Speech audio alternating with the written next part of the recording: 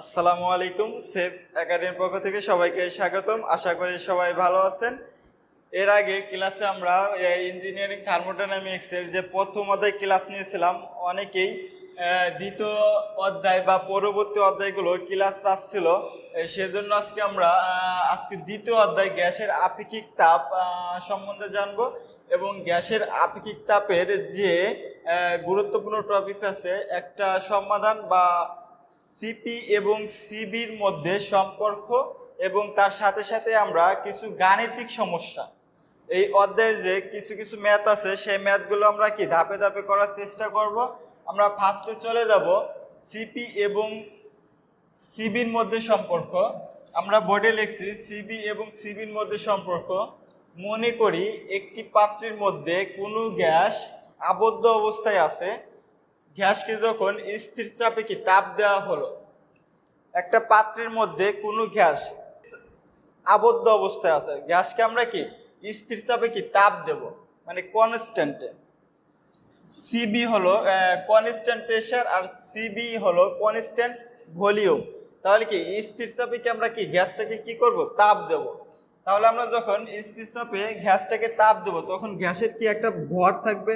যখন আমরা পাত্রের মধ্যে গ্যাসটা রাখবো তাহলে এম গ্যাসের ভর। তোমাদের কিন্তু সিপি এবং সিবির মধ্যে সম্পর্ক, এটা কিন্তু খুবই গুরুত্বপূর্ণ একটা টপিক। এই দ্বিতীয় অধ্যায়ের অনেক পরীক্ষায় আসে এটা। তোমরা মনোযোগ সহকারে এটা করবা এবং বুঝে বুঝে নিজে নিজে করার চেষ্টা করবা। তাহলে এম গ্যাসের ভর। আমরা জানি এম দ্বারা ভর প্রকাশ করে। আর এখানে যেহেতু আমরা তাপ দেব, স্থির চাপে তাপ দেব, তাহলে তাপকে আমরা দ্বারা প্রকাশ করি? টি দ্বারা, টেম্পারেচার। T1 যখন আমরা প্রথম অবস্থায় গ্যাসকে তাপ দেব তখন তাপমাত্রা প্রথম অবস্থায় থাকবে। তখন তাপ দেওয়ার ফলে তাপমাত্রা আবার আর একটা অবস্থায় যাবে। তখন T1 প্রাথমিক তাপমাত্রা।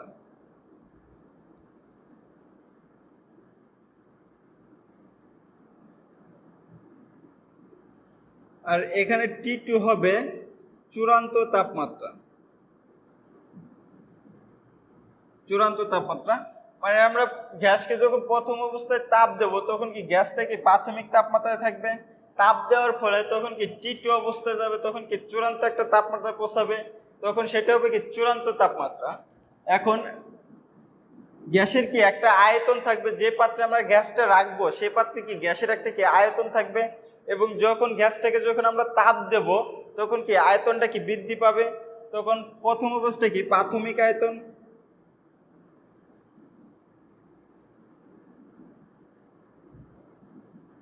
প্রাথমিক আয়তন, এবং V2 হবে চূড়ান্ত আয়তন।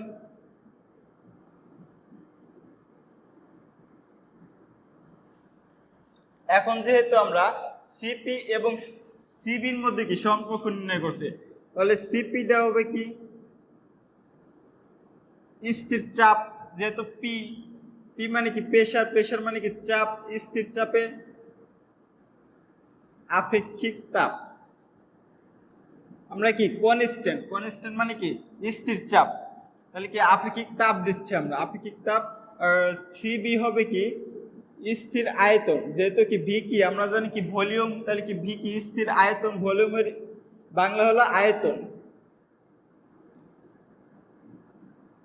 আপেক্ষিক তাপ। আর পি পি হলো স্থির চাপ। তাহলে আমরা পাইছি গ্যাসের ভর, প্রাথমিক তাপমাত্রা এবং চূড়ান্ত তাপমাত্রা, প্রাথমিক আয়তন এবং চূড়ান্ত আয়তন। এম হলো গ্যাসের ভর, T1 হলো প্রাথমিক তাপমাত্রা, T2 হলো চূড়ান্ত তাপমাত্রা, V1 প্রাথমিক আয়তন, V2 চূড়ান্ত আয়তন। তোমরা ফার্স্টে এগুলো লিখে নিবা।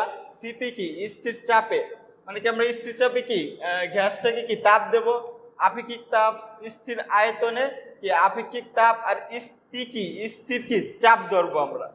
এখন আমরা যদি গ্যাসকে স্থির চাপে তাপ দিই তাহলে আমাদের তাপটা আমরা বাইরে থেকে প্রয়োগ করব। তাহলে আমাদের এখন লিখতে হবে স্থির চাপে সরবরাহ তাপের পরিমাণ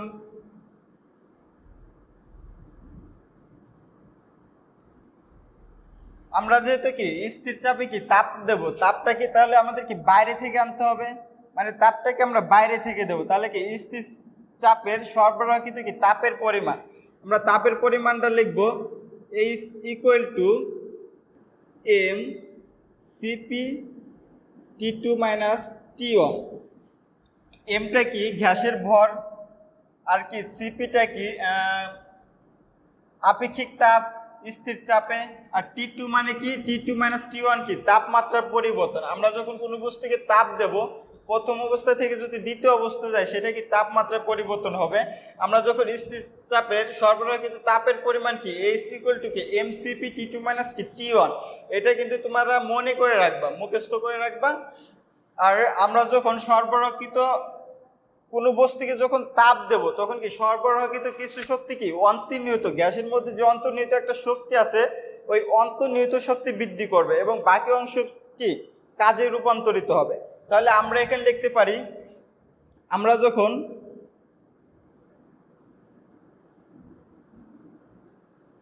গ্যাসকে স্থির চাপে তাপ দিব তখন তাপের কিছু অংশ অন্তর্নিহিত শক্তি বৃদ্ধি করবে, মানে গ্যাসের ভিতর কি অন্তর্নিহিত শক্তি আছে, ওই অন্তর্নিহিত শক্তিটা কি বৃদ্ধি করবে, অন্তর্নিহিত শক্তি বৃদ্ধি করে এবং বাকি অংশ কি কাজে রূপান্তরিত হবে।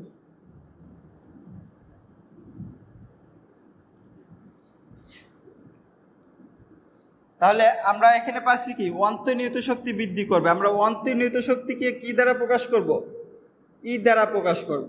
আমরা অন্তর্নিহিত শক্তিকে কি দ্বারা প্রকাশ করব, ই দ্বারা প্রকাশ করব। এখানে কিন্তু দুইটা পয়েন্ট, একটা কি অন্তর্নিহিত শক্তি কি বৃদ্ধি করবে আর একটা কি করবে বাকি অংশ কি কাজে রূপান্তরিত হবে।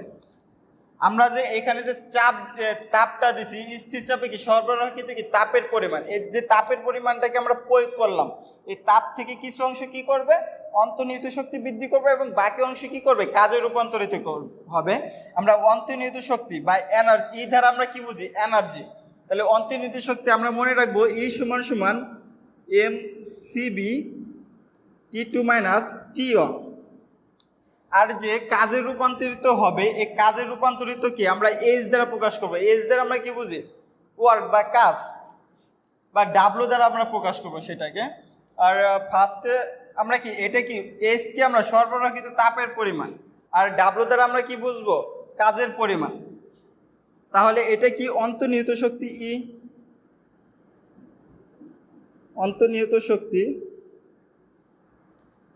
আর যেহেতু কি কাজে রূপান্তরিত হবে তাহলে আমরা কি লিখবো রূপান্তরিত কাজ, রূপান্তরিত কাজ ডাব্লু, আমরা ডাব্লু দ্বারা প্রকাশ করব। রূপান্তরিত কাজ কি হবে P into V two minus V one ভাগ কি J.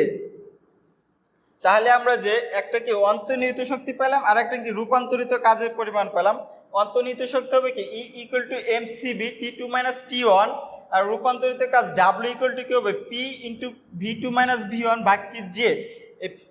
V two minus V one হলো যে ভলিউমটা, আমরা কি পাইছি ভলিউম, প্রাথমিক কি একটা কি আয়তন পাইছে এবং কি চূড়ান্ত একটা আয়তন পাইছে। যখন কি রূপান্তরিত একটা কাজ হবে তখন কি ওইটার কি ভলিউম বৃদ্ধি পাবে বা আয়তন বৃদ্ধি পাবে, তখন আমরা এটাকে ডাব্লু ইকুয়াল টু লিখবো P into V two minus V one ভাগ কি জে। এখন আমরা এখান থেকে তিনটা সমীকরণ পাইছি, একটা দুইটা তিনটা। আমরা এখান থেকে কয়টা সমীকরণ পেলাম তিনটা। আমরা তাপগতি বিজ্ঞানের একটা সূত্র জানি যে H equal to W plus E, এটা হলো তাপগতি বিজ্ঞানের প্রথম সূত্র।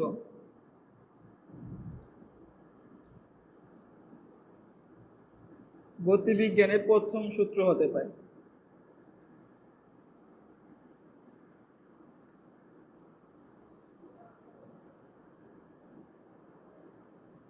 তাহলে তাপগতি বিজ্ঞানের প্রথম সূত্র হতে আমরা কি জানি, H = W + E। আমরা যে সরবরাহকৃত যে তাপটা দিলাম ওই তাপের পরিমাণ সমান হবে কি রূপান্তরিত মোট কাজ এবং কি অন্তর্নিহিত শক্তির কি যোগফল। তাহলে রূপান্তরিত কাজ এবং কি অন্তর্নিহিত শক্তির যোগফলটা কি হবে, যে তাপের পরিমাণ। কারণ কি আমরা তাপটা কি দিচ্ছি, দিয়ে আমরা কি পাইছি, ওই তাপটা থেকে আমরা কি পাইছি রূপান্তরিত কাজ পাইছি এবং কি অন্তর্নিহিত শক্তি পাইছি। তাহলে রূপান্তরিত কাজ এবং অন্তর্নিহিত শক্তির যোগফলটা কি হবে, এই তাপের পরিমাণ। তাহলে আমরা এখানে যে তিনটা সমীকরণ পাইছি, যে তিনটা সমীকরণ H = mCp, তাহলে H এর মানটা আমরা বসিয়ে দিতে পারি। H এর মানটা আছে কি mCp T2 - কি T1, আর W এর মানটা আছে কি P × V2 - V1 বাকি যে প্লাস অন্তর্নিহিত শক্তির E = আছে কি mCb T2 - T1। আমরা এখন একটা সূত্র জানি, বা তৃতীয় অধ্যায়ে আমরা এই সূত্রটা পাবো। তোমরা তৃতীয় অধ্যায়ে এই সূত্রটা করতে পারবা যে PV = কি mRT। এখন V সমান কি V2 - কি V1, মানে কি আয়তন, চূড়ান্ত আয়তন এবং কি প্রাথমিক আয়তন কি বিয়োগ = কি mRT2 - কি T1। তাহলে আমরা PV এবং mRT শুধু কি আমরা V = আমরা লিখছি কি V2 - কি V1, মানে কি আয়তনের পরিবর্তন এবং কি mRT2 - T1 তাপমাত্রার পরিবর্তন। তাহলে এখানে আমরা P × V2 - V1 এর জায়গায় আমরা এখানে mRT2 - T1 বসিয়ে দিতে পারি। mRT2 - T1 বসিয়ে দিতে পারি, বাকি যে আর এইগুলো যেমন আছে তেমনই থেকে যাবে। CB T2 - কি T1 mCp T2 - কি T1।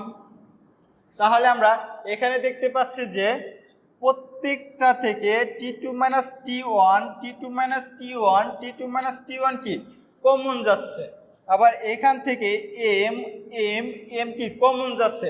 আমরা যদি m × T2 - T1 যদি প্রত্যেকটা থেকে যদি ভাগ করে দিই, তাহলে কি আমরা যদি m × T2 - T1 কে কি প্রত্যেকটা থেকে কি ভাগ করে দেব। এখান থেকে যদি মনে করলাম m × T2 - কি T1 কি যদি ভাগ করে দিই, তাহলে কি থাকে আমাদের শুধু CP থাকে। T2 - T1 কাটা যাবে, m কাটা যাবে, m কাটা যাবে, T2 - T1 কি কাটা যাবে, তাহলে কি শুধু এখান থেকে CP। তাহলে আমরা এটুকু বুঝলাম যে প্রত্যেকটা উপাদান থেকে কি করব, আমরা m আর হলো C2 - C1 কি ভাগ করে দেব। তাহলে কি এখান থেকে হলো CP, আর এখান থেকে যদি m T2 - T1 যদি যায় তাহলে থাকবে কি R/J প্লাস এখান থেকে m T2 - T1 যদি যায় তাহলে আমাদের থাকবে কি CB। আমাদের চাচ্ছে কি CP এবং কি CBর মধ্যে সম্পর্ক। তাহলে CP যদি এ পাশে রেখে আমরা যদি CBর আগে আছে কি প্লাস, যদি আমরা সমানের এই পাশে নিয়ে আসি তাহলে কি প্লাস হয়ে যাবে কি মাইনাস। তাহলে কি -CB = কি R/J। এটাই কি হবে CP এবং কি CBর মধ্যে কি সম্পর্ক। তাহলে CP এবং CBর মধ্যে সম্পর্ক কি এটা, CP - CB = কি R/J। তাহলে CP এবং কি CBর মধ্যে সম্পর্ক কি CP - CB = কি R/J। তোমাদের পরীক্ষায় এরকম ভাবে একটা প্রশ্ন করতে পারে যে গামা = 1 + R/J × CB, এরকম ভাবে প্রশ্ন আসতে পারে। তোমরা যদি এখন বলো যে গামা = 1 + R/J × CB, এটা কিভাবে আসলো, আমরা দেখতে পাচ্ছি এখানে নিচে আছে কি CB। আমরা যদি উভয় পক্ষের যদি আমরা CB দ্বারা যদি ভাগ করি, CP - কি CB = কি CB - কি CB = কি R/J। এখান থেকে কি আমরা CB দ্বারা কি ভাগ করব উভয় পক্ষে, মানে এই পাশটাও আমরা CB দ্বারা ভাগ করব, এই পাশটাও কি করব আমরা CB দ্বারা ভাগ করব। যদি আমরা এখান থেকে ভাগ করি, তোমরা মনে রাখবা কি গামা = CP/CB। এখন আমরা কি এটা কি একটা সমীকরণ যে gamma equal to CP minus কি সিবি, আমরা যদি সিপি ভাগ সিবি কে যদি আমরা গামা ধরি তাহলে কি আমরা গামা মাইনাস কি এটা কি কেটে যাবে, 1 থাকবে শুধু, 1 ইকুয়াল টু কি আর বাই জে ইন্টু কি সিবি। তাহলে আমাদের চাইছে কি gamma equal to 1 plus R by J into কি সিবি। তাহলে আমরা যদি এখানে শুধু গামা রাখি, 1 এর আগে কি মাইনাস আছে, আমরা যদি 1 কে যদি সমানের এই পাশে নিয়ে আসি তাহলে কি +1 হয়ে যাবে, +1 আর ইন্টু জে বাই সিবি। এটাই হলো কি এটার কি প্রমাণ। আমাদের চাবে কি সিপি এবং সিবির মধ্যে সম্পর্ক থেকে প্রমাণ করো যে gamma equal to 1 plus R by J into কি সিবি। তাহলে আমাদের যদি এরকম কোন প্রশ্ন আসে যে সিবি এবং সিপির মধ্যে সম্পর্ক বের করো, আমরাও নির্ণয় করতে পারবো। আবার যদি আমাদের আসে যে gamma equal to 1 plus R by J into CV, তাও কিন্তু আমরা নির্ণয় করতে পারবো। সবইকে আমরা একই পদ্ধতিতে কি করব, এগোবো। আর তোমরা এই যে সিপি এবং সিবির মধ্যে সম্পর্ক আর gamma equal to 1 plus R by J into CV, এই দুইটা কিন্তু খুবই ইম্পর্টেন্ট। তোমাদের যে দ্বিতীয় অধ্যায় গ্যাসের আপেক্ষিক তাপের এই দুইটা সমীকরণ কিন্তু খুবই ইম্পর্টেন্ট। তোমরা মনোযোগ সহকারে পড়বা আর নিজে নিজে করার চেষ্টা করবা। এখন আমরা চলে যাব এই দ্বিতীয় অধ্যায়ের যে গাণিতিক সমস্যা আছে সেই গাণিতিক সমস্যায়। এগুলো আমরা মুছে দিই।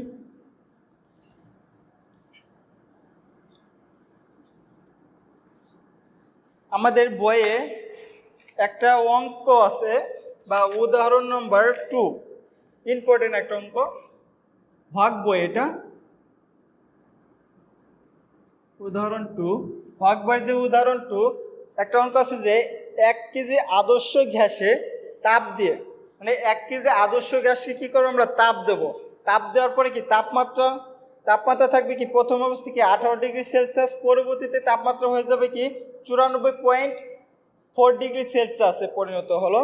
এবং যদি আর ইকুয়াল টু দুইটা মান দিছে আমাদের, R equal to 0.264 kilojoule KG kelvin এবং গামা ইকুয়াল টু 1.18 হয়, তবে নির্ণয় করো যে আপেক্ষিক তাপদ্বয়। আমরা কি আপেক্ষিক তাপদ্বয় কি পাইছি, সিপি এবং কি সিবি। তাহলে নির্ণয় করো যে আপেক্ষিক তাপদ্বয়, আমাদের কি এটা নির্ণয় করতে বলছে। এবং দ্বিতীয়তে আমাদের নির্ণয় করতে বলছে যে অন্তর্নিহিত শক্তির পরিমাণ। আমরা অন্তর্নিহিত শক্তির পরিমাণ কি পাইছি, সিবি ই দ্বারা কি আমরা অন্তর্নিহিত শক্তির পরিমাণ নির্ণয় করতে পারি। তাহলে কি অন্তর্নিহিত শক্তির পরিমাণ আমরা কি দ্বারা প্রকাশ করব, ই দ্বারা। আর এনথালপির পরিবর্তন কি, এইচ। এনথালপির পরিবর্তন কি আমরা এইচ দ্বারা প্রকাশ করব। তাহলে কি আমাদের যে প্রশ্ন সমাধান করতে চাইছে এখানে চাইছে কি আপেক্ষিক তাপদ্বয়, অন্তর্নিহিত শক্তির পরিমাণ এবং এনথালপি পরিবর্তনটা কি বের করো বা নির্ণয় করো। তাহলে আমরা ফার্স্ট দেওয়া আছে কি 1 কেজি গ্যাস, তাহলে কি গ্যাসের ভর কি 1 কেজি, এটা আমাদের কি দেওয়া আছে।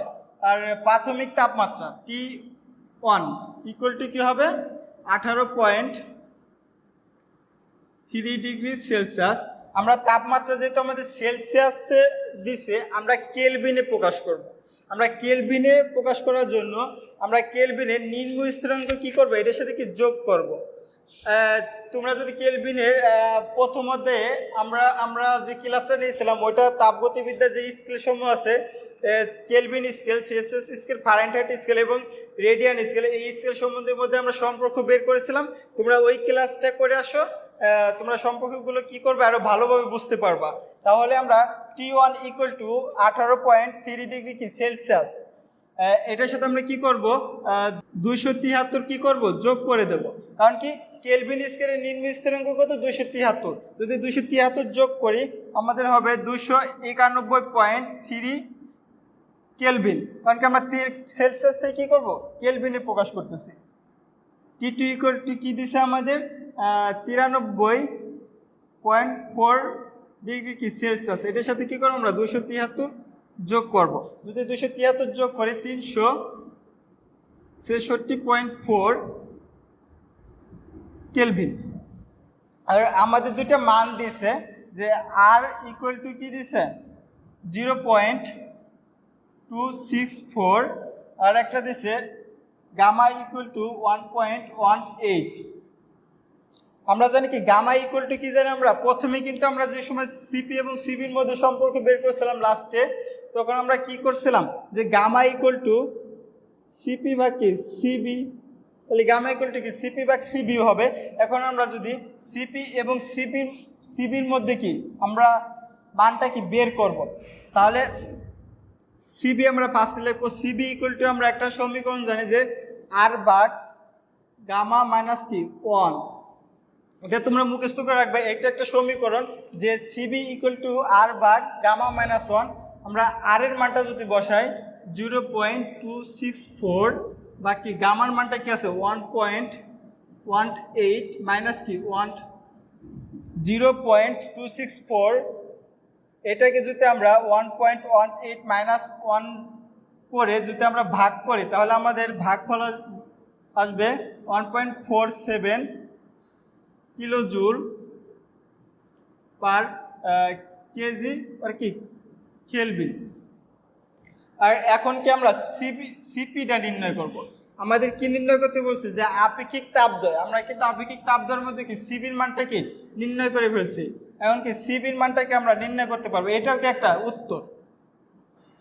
এখন সিপির মানটা যদি আমরা নির্ণয় করি তাহলে আমাদের সিপি ইকুয়াল টু কি হবে গামা ইকুয়াল টু কি সিবি, এটাও কিন্তু একটা কি সমীকরণ, তোমরা এই দুটো সমীকরণ কি মুখস্থ করে রাখবা। গামার মানটা আমরা কি পাইছি 1 × 1.8 গুণন কি যে সিবির মানটা কি পাইছি আমরা 1.1417, এটা যদি আমরা গুণ করি তাহলে আমাদের হবে 1.73 কেজি পার কিলো জুল। তাহলে এইটাও কি আমাদের কি একটা অ্যান্সার। তাহলে আমরা সিপি এবং কি সিবি যে মানটা নির্ণয় করতে বলছি যে আপেক্ষিক তাপদ্বয়, 1 নম্বর কিন্তু আমরা কি নির্ণয় করতে পেরেছি যে আপেক্ষিক তাপদ্বয় বের করো, তাহলে আমরা কি বের করে পেরেছি। এখন আমাদের হচ্ছে যে দ্বিতীয় নম্বর টপিক অন্তর্নিহিত শক্তি। আমরা অন্তর্নিহিত শক্তি একটা সমীকরণ পেয়েছিলাম যে ই ইকুয়াল টু কি এম সিবি T2 মাইনাস কি T1, তাহলে আমরা এম বসাই দেব 1, বা সিবি পাইছি কত 1.47, আমরা খালি কি শুধু কি মানগুলো কি বসিয়ে দেব। আমরা এখানে কি ভর এম ইকুয়াল টু কি 1 পাইছি, সিবি পাইছি কি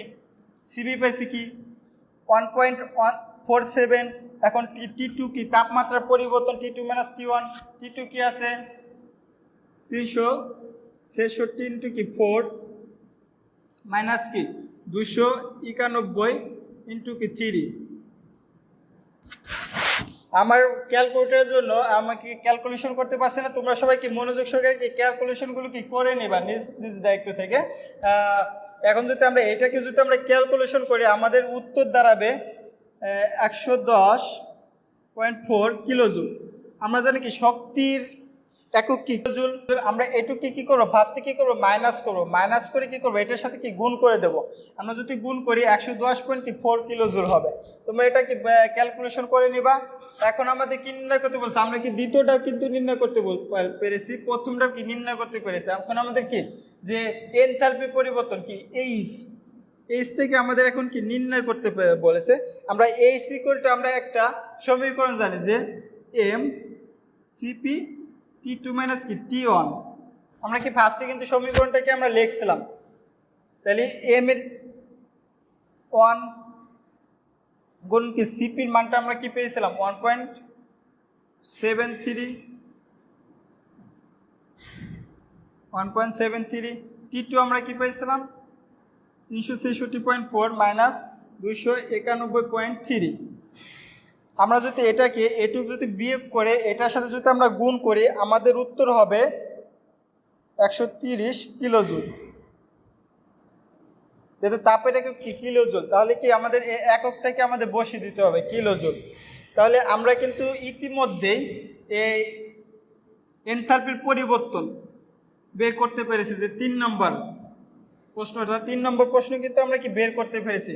তার সাথে কি আমাদের কি যে অন্তর্নিহিত শক্তি আছে ইউর মানটাকে আমরা বের করতে পেরেছি।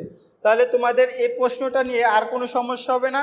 আর এই অধ্যায়ের আর একটা প্রশ্ন সমাধান করব আমরা, কিন্তু এটাকে কিন্তু খুব সহজ একটা ম্যাথ, কিন্তু আমরা কি ফার্স্টে কি করেছি সিপি এবং কি সিবি আমাদের চাচ্ছে কি যে আপেক্ষিক তাপ দেয়, আপেক্ষিক তাপ দেয় আমরা পেয়েছি কি সিপি এবং কি সিবি। তাহলে সিপি এবং কি সিবির কি সমীকরণটা আমরা বসিয়ে দিয়ে কি মানটা কি বের করতে পেরেছি, এই দুইটা কি অ্যান্সার। আবার কি আমাদের দ্বিতীয় নম্বর এসেছে কি অন্তর্নিহিত শক্তির পরিমাণ। আমরা কি অন্তর্নিহিত শক্তি কি যে ভিতরে যে শক্তিটা ই ইকুয়াল টু আমরা কি জানছিলাম এমসিবি টি টু মাইনাস টি ওয়ান, আমরা মানগুলো বসিয়ে দিয়েছি, আমরা একটা অ্যান্সার পেয়েছি। তাহলে আমরা কি ইও আমরা নির্ণয় করতে পেরেছি। আমরা কি তারপর আমাদের কি বলছে যে এনথালপির পরিবর্তন, এনথালপির পরিবর্তনটা হবে কি এইচ, এইচ ইকুয়াল টু কি পাইছিলাম আমরা এমসিপি টি টু মাইনাস টি ওয়ান। শুধু আমরা কি মানগুলো কি বসিয়ে দিয়েছি, মানগুলো বসিয়ে দিয়ে কি আমরা একটা অ্যান্সার পেয়েছিলাম। তাহলে কি আমরা কি যে আপেক্ষিক তাপ দেয় অন্তর্নিহিত শক্তি আর এইচ যে এনথালপি পরিবর্তন আমরা কিন্তু নির্ণয় করতে পেরেছি। তাহলে উদাহরণ দ্বিতীয় যে অঙ্কটা আছে তোমাদের কোনো সমস্যা হবে না। আর এখন আমরা চলে যাব উদাহরণ 6 নম্বর অঙ্কে।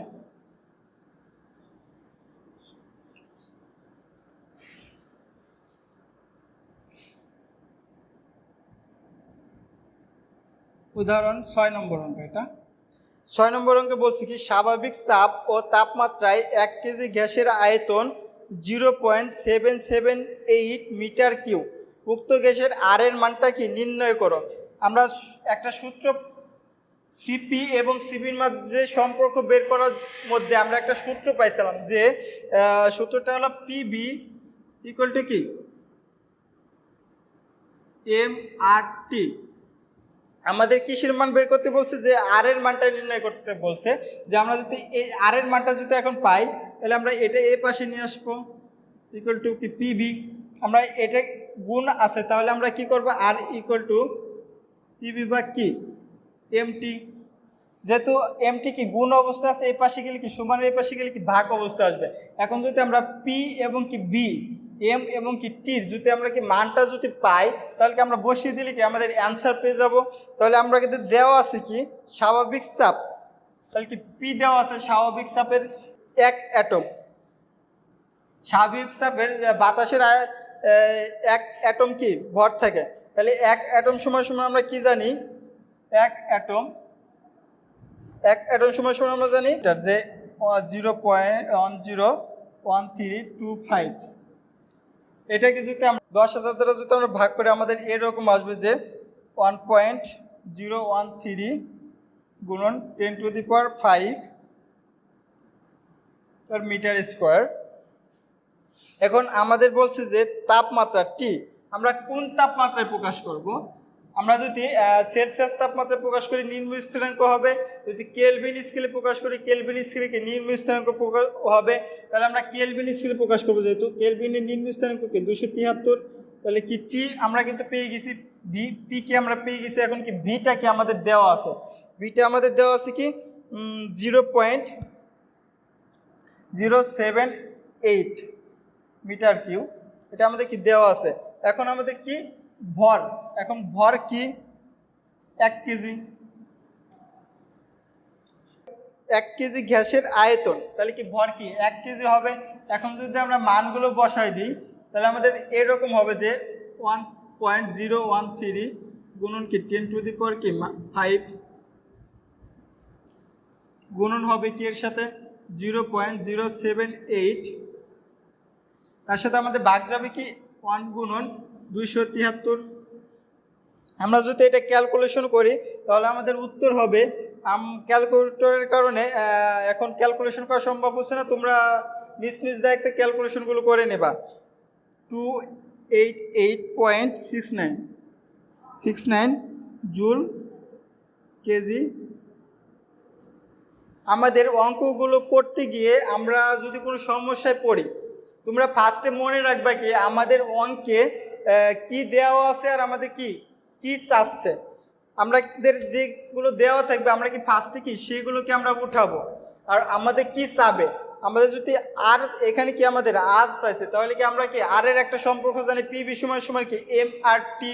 আমরা যদি ওই সূত্রটা যদি আমরা নিয়ে আসি তাহলে আমরা ওইখান থেকে আর এর মানটাকে আমরা বের করতে পারবো। বাকি বাকি যে উপাদানগুলো আছে উপাদানগুলোর মানকে আমরা বসিয়ে দিলে কি আমরা অঙ্কটাকে সমাধান করতে পারবো।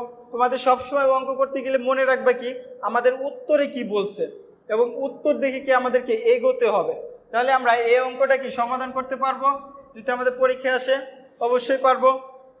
এই দ্বিতীয় অধ্যায়ে তোমাদের যে গুরুত্বপূর্ণ টপিক ছিল সিপি এবং কি সিবির মধ্যে সম্পর্ক, এবং যে গাণিতিক দুটো অঙ্ক ছিল ইম্পর্টেন্ট, এই দুটো অঙ্ক কি তোমাদের করে দিলাম। তোমরা নিজ থেকে কি প্র্যাকটিস করবা। আজকের ক্লাস এতটুকুই। সবাই ভালো থাকবা, সুস্থ থাকবা। এর পরবর্তীতে আমরা কি তৃতীয় অধ্যায় নিয়ে আলোচনা করব। আল্লাহ হাফেজ।